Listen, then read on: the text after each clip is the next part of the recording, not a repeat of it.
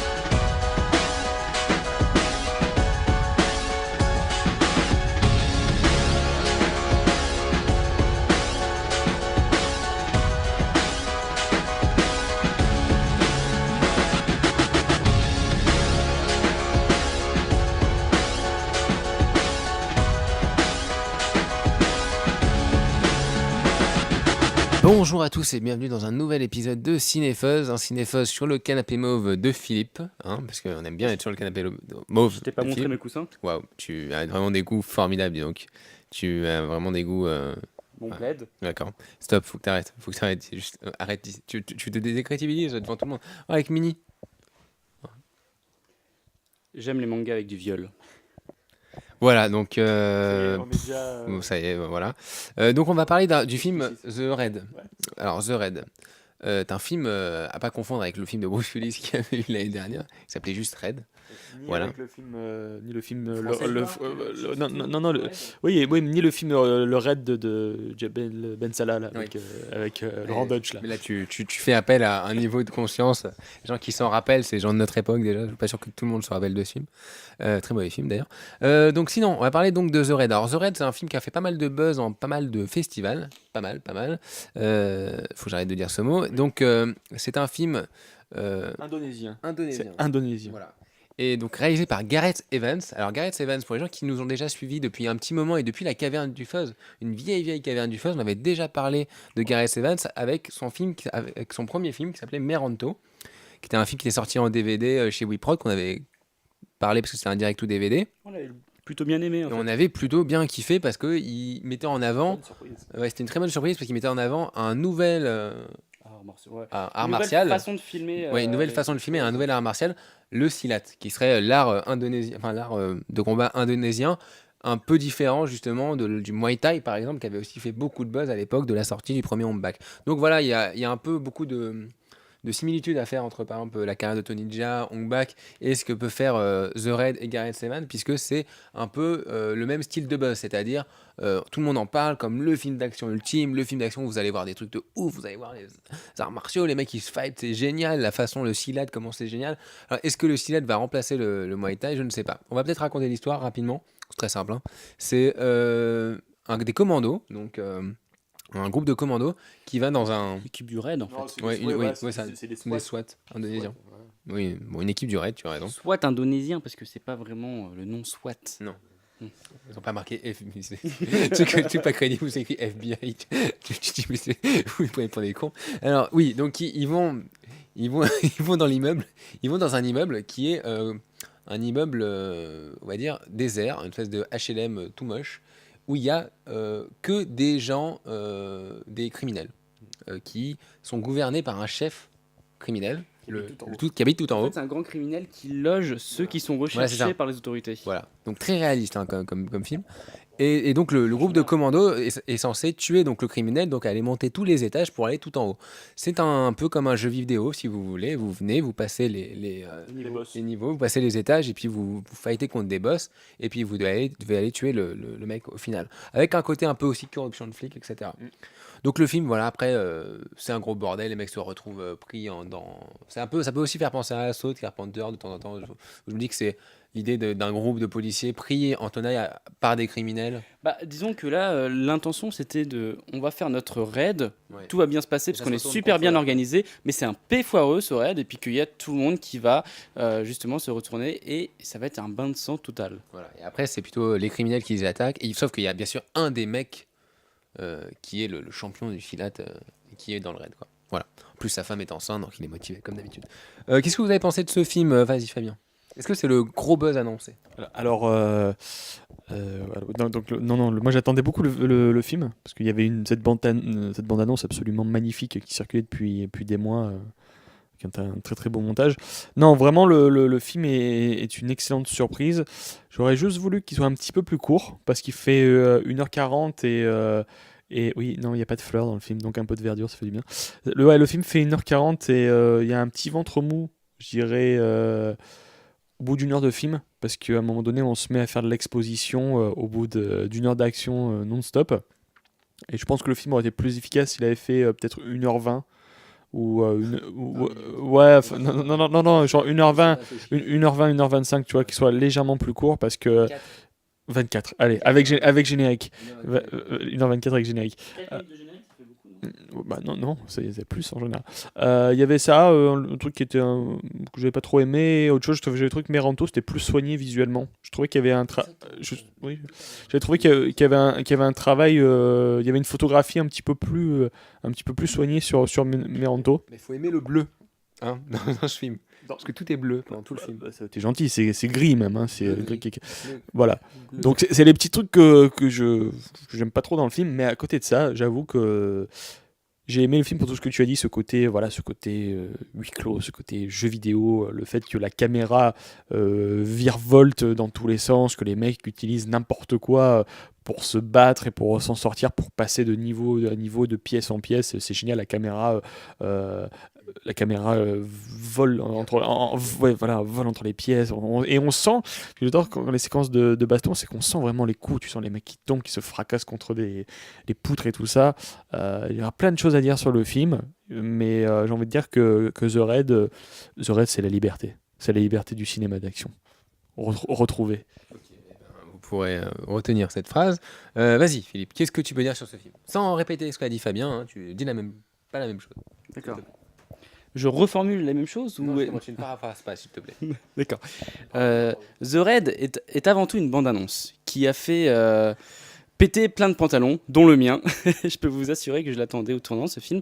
Et il m'a tellement offert de choses. Mais je veux dire, il y a ma femme et il y a The Raid. Vous voyez, je suis allé au cinéma comme si elle m'ouvrait son décolleté, quoi. Enfin, The Raid m'a tout offert en termes de scènes d'action.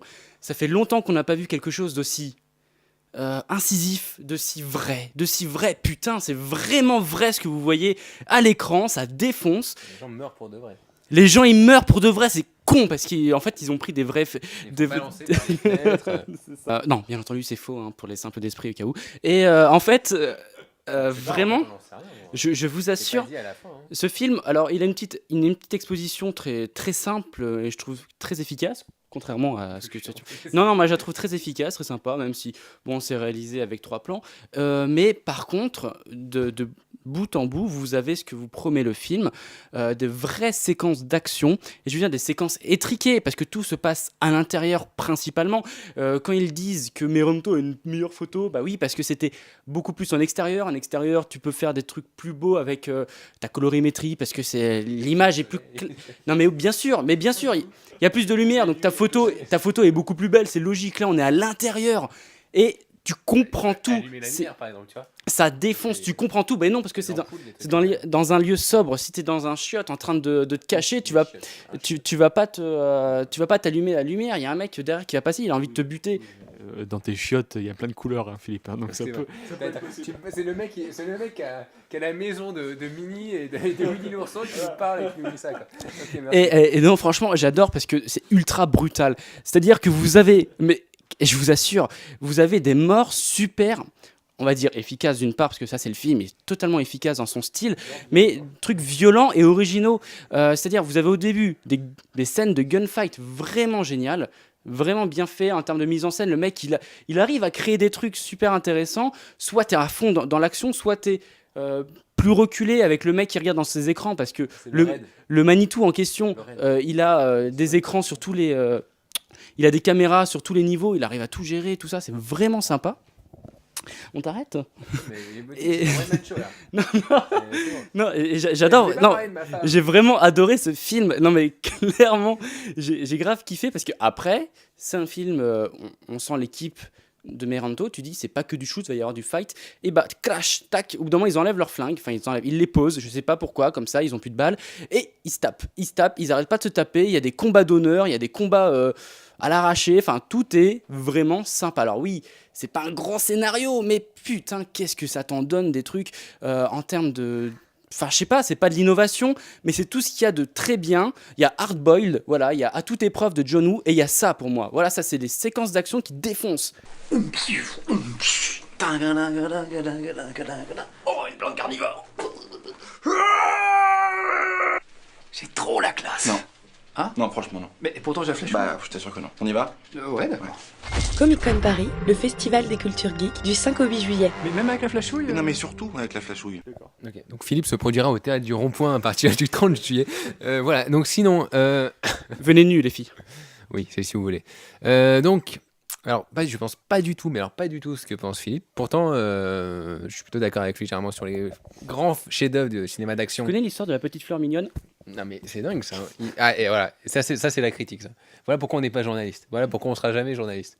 T'as déjà vu des gens se frapper à coups de fleurs? Non, mais... Voilà, donc, et c'est le mec qui a bien aimé. Donc moi, je suis pas très... Je vais être court, parce que c'est pas non plus, faut pas déconner. Mais je suis pas aussi fan que ça du film. J'attendais beaucoup aussi par rapport à la bande-annonce. Et effectivement, c'est un gros film d'action qui est là que pour l'action, que pour vendre de l'action, etc. Mais je trouve pas ça ultra travaillé en termes de mise en scène. En fait, je trouve ça je trouve ça bien, mais en fait, c'est pas varié. C'est la variété qui me manque. Ah ouais, moi, j'ai trouvé ça, au bout d'un moment, j'ai dit... et là, je viens vraiment au truc technique des combats, je trouve. Alors, il y a, par exemple, un côté double dragon qui est très bien à la fin, une scène de fight entre deux personnes. Il y a parfois des coups finaux, Tu sais, au moment où des t'as combos dormi, qui sont au terribles. milieu du film, J'ai pas dormi. toute l'action. Non, mais j'ai pas c'est dormi. intéressant. J'ai pas dormi. C'est pas comme toi, Grand Dracula 3D, où il a fallu que je te réveille pour que tu vois les seins d'Asia Argento. Hein? Ah bon? Ouais. Mais il m'a dit réveille-moi quand qu'on voit Asia Argento à poil, parce qu'on le savait. Ah, d'accord. Donc je l'ai réveillé. Et c'est le cas? Oui. Oui, je l'ai réveillé à ce moment-là, et puis moi je l'ai vu, et puis moi j'ai été dormir après. Parce que au tout début de. Non, on du s'en fiche, film, on s'en fiche. De cul, ouais. Oui. Ouais. On dérive. Donc, moi, ce qui me gêne, et c'est ce que j'ai préféré dans Meranto, c'est que dans Meranto, je trouvais que voilà, on changeait de lieu. Effectivement, ça faisait du bien. On changeait de lieu, on changeait d'espace. Donc, le mec profitait de cet espace et changeait du coup ses techniques de combat par rapport aux espaces qu'il était offert à lui. C'est-à-dire qu'il se battait. Il s'est adapté. Oui, voilà. Il s'adaptait par rapport et à un moment, il se bat sur des échafaudages, à un moment, il se bat sur des trucs d'usine. Enfin, ça changeait dans une boîte, etc. Là, c'est toujours le même HLM, c'est toujours les mêmes chambres. L'appartement de gauche ressemble à l'appartement de droite. Donc, du coup, les mecs, quand ils se foutent sur la gueule, ils se foutent sur la gueule au même endroit, si tu veux. Moi, j'ai confondu les couloirs. Et de la même manière, les combats, au bout d'un moment, les prises à main, même les prises en bas, ça se ressemble beaucoup. J'aurais aimé qu'il y ait plus de variété, et je pense qu'il y aurait... Des câlins. Non, des câlins, c'est ça, oui. Des câlins fight. Oui, des câlins fight. Non, mais plus de variété. Tout simplement, voilà, je pensais que, tu vois, à chaque niveau, pourquoi avoir pas, par exemple, fait... essayer de mettre des appartements différents, avec des personnages différents, alors que là, au final, ils se ressemblent tous. Même le grand mec qui combat à la fin, écoute, il est pareil que les autres, sauf qu'il se bat mieux, mais c'est tout. C'est pas non plus un domicile permanent pour les occupants. C'est juste. C'est un lieu de passe, exactement. Et quand même, c'est pas non plus un jeu vidéo, on reste dans un film, et t'as quand même des boss, on va dire, c'est des chefs de groupe qui sont très différents. Il y a un mec complètement névrosé, après t'as un gars qui est à fond dans le combat, qui pense qu'à ça. Mais bien sûr que J'ai si. pas trouvé qu'ils étaient Mais différents dans la technique de T'as combat. dormi, mec. Mais non, j'ai pas trouvé qu'ils étaient différents dans la technique de combat. Alors vraiment, j'ai trouvé que les mecs se ressemblaient, quoi. Genre, j'aurais préféré. Enfin, moi, je voulais des trucs ou alors peut-être un peu plus exagérés. Moi, je préfère. Et d'ailleurs, je pense la même chose un peu dans Hong Bak. C'est-à-dire que il y a des très bons trucs, mais et c'est pas que je préfère Hong Bak 2, c'est qu'au moins ils variaient, quoi. Ils mélangeaient avec d'autres trucs. Au bout d'un moment, oui, c'est ça, les éléphants. Non, mais à un moment, il mélangeait le Muay Thai avec des techniques japonaises, avec le judo, avec d'autres trucs. Il essayait de développer, et c'est ce qu'ils font aussi à Hong Kong, tu vois, ils essayent de varier et aussi de mettre une vraie valeur à la mise en scène. Là, la mise en scène, au bout d'un moment, elle ne fait que mettre les mêmes valeurs de plan pour les mêmes styles de combat pendant tout le film. Enfin, c'est mon avis. Alors je m'inquiète parce que ah bah oui, parce que dans la dernière demi-heure, quand même, ils se battent tous avec des styles de combat différents. Ils opposent le silat avec l'aïkido et le judo et tout ça. Ah bah oui, hein. Ah, je peux te le dire. J'ai pas trouvé ça visuellement important. Ah bah si, moi je trouve que ça se voyait. Il y en a un il y a des mecs qui allaient plus dans la défense, l'autre il allait dans le frontal et tout ça, quoi. Mais ça se voit. C'est impressionnant parce qu'ils s'adaptent avec leur taille. Il y en a qui sont vraiment de tailles différentes, genre un peu à la Bruce Lee quand il se tapait contre un grand Renoir. C'était juste génial. Et bah, tu retrouves la même chose. Ouais, T'as plusieurs styles, non, mais quoi. c'est un film sympa, mais pour moi, voilà, je préfère. Enfin, si vous avez aimé ce film, allez voir Meranto, parce que Meranto c'est très chiant au début aussi. Et je crois que c'est une base pour lui. Mais Rambo, Mais, c'est juste les scènes d'action qui sont Mais les cool, scènes le d'action reste, sont c'était belles, nul, hein. les scènes d'action sont belles, quoi. Et ça change, à chaque fois ça change. Là, c'est un peu le même, c'est le même endroit, c'est un huis clos, quoi. Peut-être que ça s'adapte pas forcément à ce style de combat-là. Pour moi, les films d'arts martiaux, ça doit aussi être varié par rapport aux endroits aussi, tu vois. Voilà. Plus de variété, les gens, s'il vous plaît. Un raid 2 avec des chambres de chaque couleur C'est ça. et un étage intermédiaire où les mecs reçoivent des super pouvoirs. T'as un étage comédie musicale, tu vois, un étage, tu vois, je sais pas, des trucs, un étage boîte de disco, où d'un coup ils se mettent. Non, mais voilà, moi je trouve que ça. Moi, je l'ai pas senti comme toi tu l'as senti, c'est bizarre. Parce que même les coups finaux, et ben, tu vois, je me suis dit, ok, il y en a 2-3 qui sont impressionnants. Mais bon, au final, c'est toujours les mêmes coups de poing, les mêmes prises. Bon, voilà. Non. On terminé parce que moi, ça m'a pas. Bah écoute, non, moi j'ai vraiment adoré. Je trouve que justement c'est assez original. Faut se dire aussi un truc, c'est qu'effectivement c'est une sorte de huis clos dans tout un immeuble. Ils sont étriqués, ils doivent se battre des fois dans des couloirs et ils arrivent à faire des trucs vraiment intéressants d'un point de vue de la caméra, mais aussi des mouvements des personnages parce qu'ils sont dans un couloir. T'as pas non plus une grande pièce où tu te tapes avec toutes les anses que tu veux. T'es dans un couloir. Je veux dire, et tu le ressens pas forcément en termes de limites. Tu sens les possibilités qu'il y a dans ce lieu, mais tu vois pas les limites. Tu dis, ah tiens, ils ont pas pu mettre leur caméra parce que là, ils avaient pas. Mais non, pas du tout. Et chaque séquence, il innove. Il arrive à te créer quelque chose de différent de la séquence d'avant. Moi, j'ai ressenti comme ça. Je me suis pas fait chier, quoi. Moi aussi, je me suis dit que finalement, les seules limites, c'est le mur à chaque fois. Et que le mec, s'il peut le péter à chaque fois, son mur, on le fait péter, quoi. Donc, ouais, c'est marrant. Comme je disais, c'est vraiment la liberté de la caméra virevoltante. Et j'avais pas vu ça depuis longtemps. Vraiment des mecs qui se disent pas, ok, on va faire comme ça. Non, non, allez, on s'adapte et on y va. Mise en scène extrêmement mobile. C'est ça qui m'a vraiment plu dans le film. Vraiment, moi, j'aime bien ce type de cinéma.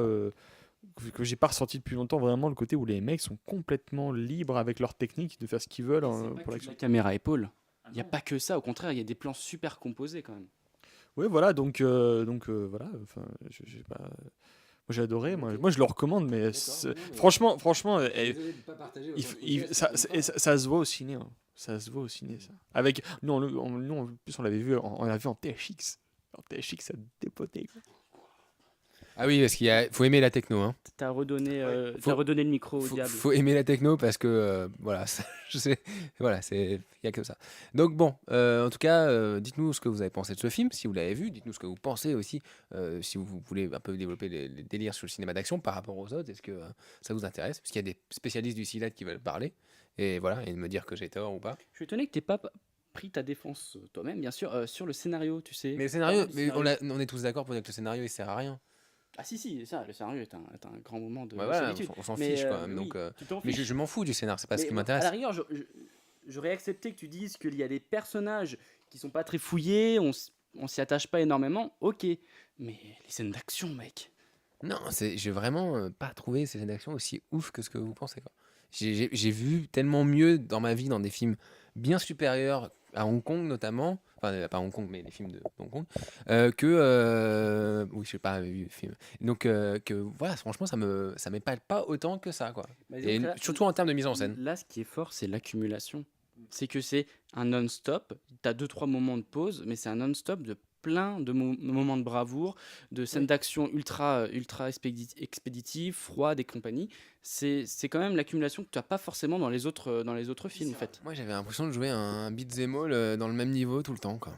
Voilà. Et je me disais c'est quand qu'on passe au niveau suivant. Ça sera peut-être Raid 2, hein, voilà. Bon on va y aller, voilà, on vous souhaite